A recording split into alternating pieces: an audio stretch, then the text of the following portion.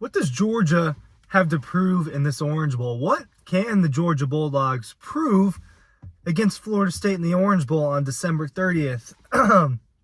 It's no secret that this is the game between the two teams that felt like, and yes, had legitimate cases to make the college football playoff. Florida State falling under that foremost deserving category, probably, right? When you talk about a 13-0 conference champion, a team that didn't lose to anyone, a team that lost its conference championship. The Seminoles had that case to make the playoff. They get left out and they get put at number 5. Georgia, 12-1, only losses by 3 points to Alabama in the SEC championship comes the day before Selection Sunday, right? So that obviously had a big impact on Georgia getting snubbed out of the playoff, because if we're talking about the 4 best teams in college football, I think it's very, very hard to make the argument that Georgia is not one of the 4 best college football teams in 2023. I feel very confident about that. It's not just because this channel is called Dog Post. What are the Dogs? What can they prove against Florida State? Well, there's a few things they could prove. First of all, they could prove they're better than the Florida State Seminoles and that ranking isn't right. Having Georgia fall from 1 to 6 after losing to Alabama by 3 on a neutral field in a game that, let's face it, they just haven't won against Alabama. Dropping from 5 spots to 6 is egregious, in my opinion. It was a really, that was kind of ridiculous, in my opinion. And not only that, but they drop them below Florida State. I get it. Florida State's 13-0. Georgia's 12-1. There's a conference champion thing. Even if all conference championships aren't created equal, that is what the committee uses their justification for that. So first and foremost, the number one thing Georgia can prove against the Seminoles is that they're better than them. That Georgia is just a better team than Florida State. And I think that this could end up being somewhat easy. All right, I have a thought about that real quick. Ryan Curley from Dog Post here. Hey, make sure you're checking out the Red Zone and you're getting Christmas gifts.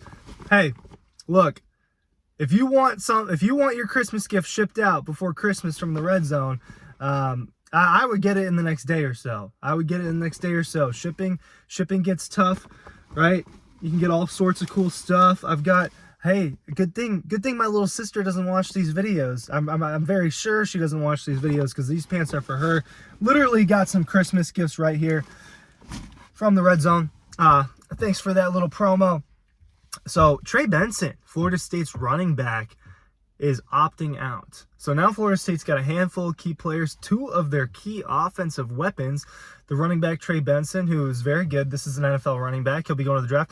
And one of the receivers, Johnny Wilson, has announced that he's sitting out, right? They've got 2 guys between he and Keon Coleman. And as this video is being recorded, I don't think that we have official word on whether or not Keon Coleman will be sitting out of this game. Yeah, I'm not seeing official word on Keon Coleman. I was double checking to see if there was anything else. And I do believe he is draft eligible. I've seen him on draft boards.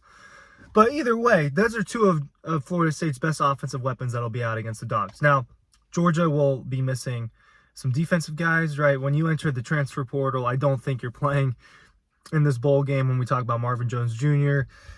At this point, Jamon Dumas-Johnson, I assume, would have been healthy. Well, he will not be with the Dogs if he is transferring out.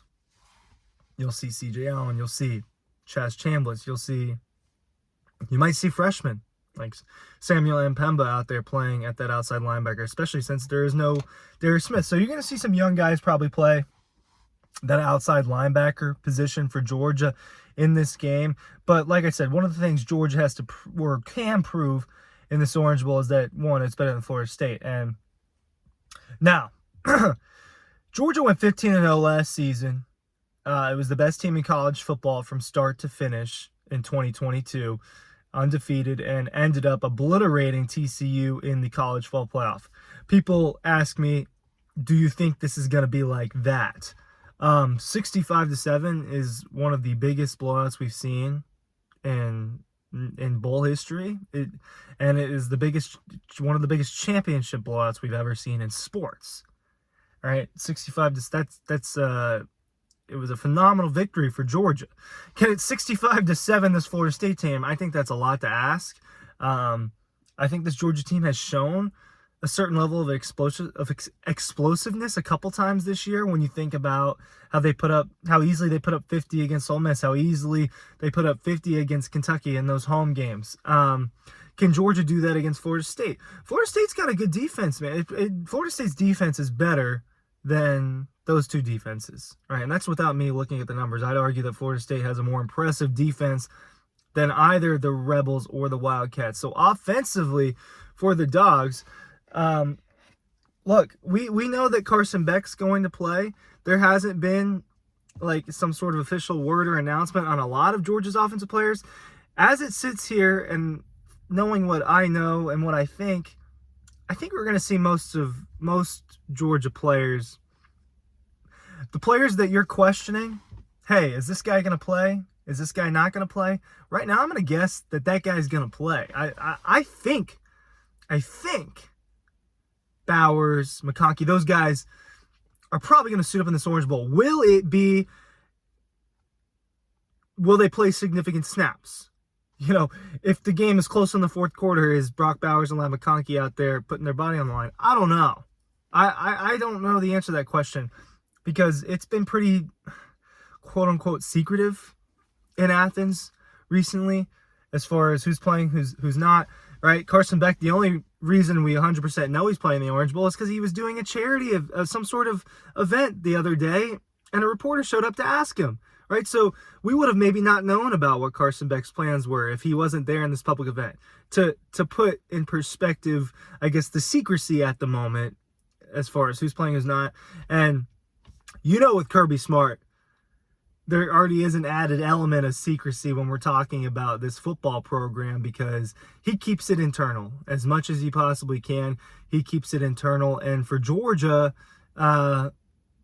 that means we're not exactly sure who's going to play. Either way, Georgia has played and dominated teams despite injuries throughout the year. That's been the case. So I wouldn't worry too much about who might be sitting out this Orange Bowl because, yes, I imagine there will be at least one sit out. But I don't think we're talking about going back and I don't know if we're talking about a 2018 Sugar Bowl situation, which is really my larger point out of this. I don't think it's going to be like all these players sitting out. There's a distraction. There's a party. And Georgia just outright loses that football game to Texas. Just not a great showing for Georgia that night. One of the big pieces Georgia can prove. And yeah, it took me 8 minutes to get here, and that was my point. There was some other things that we needed to get out of the way first. Georgia can prove that it was one of the four best teams by obliterating Florida State. By destroying the Florida State Seminoles that the committee put at 5, that there's no other thing to do. I am predicting a big win for Georgia. Am I predicting a 65-7 type of beatdown? That's a little bit lofty for me, but I do think Georgia can win this game big. I do think it'll be challenging. As much as I've sat here for the last couple weeks and said things about Florida State, and obviously they haven't been super positive. It's not because I hate Florida State. It's not because I think Florida State sucks. It's just because I thought Florida State was not one of the four best teams.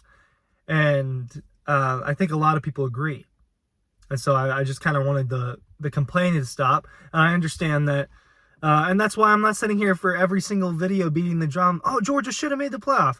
What happened. But I do think Georgia's better. And I do think that it can prove it should have been in the playoff with this game right here. Thanks for watching. Links are down below.